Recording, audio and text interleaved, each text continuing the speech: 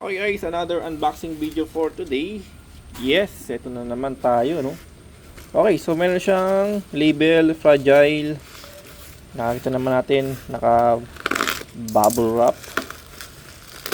Okay, check natin dito. Tama siya. Ayan, uy. Okay, so meron tayong Ninja.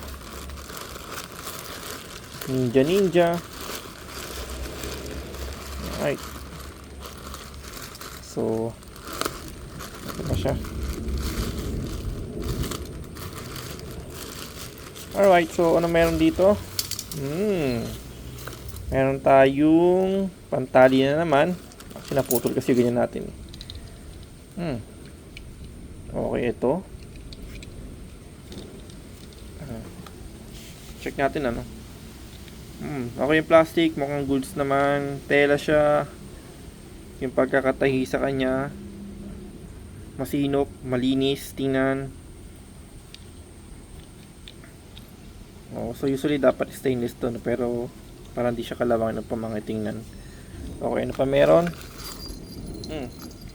Meron tayo ditong pangtali sa leeg, lace nya.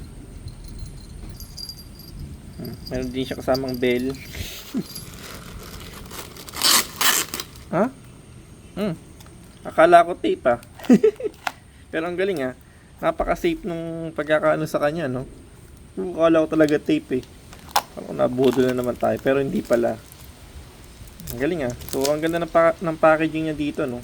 Teka, kunan ko pala ng picture. Okay yung packaging niya, no? Good siya, no? So check natin to, no? Ayan.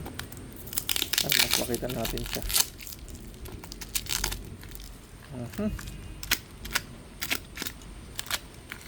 Okay. Napaka-safe ng packaging. Ang galing ah. Okay, so okay, made in China. So meron tayo ditong Burami, no? 500 ml, natural formula, nourishing and supple 4-in-1 efforts. So, main components, ayan po. Pwede nyo i-post para kung gusto nyo ma-check kung ano yung components nya.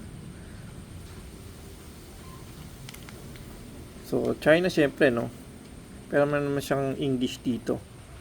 Ayan, so yan po yung nakalagay sa kanya.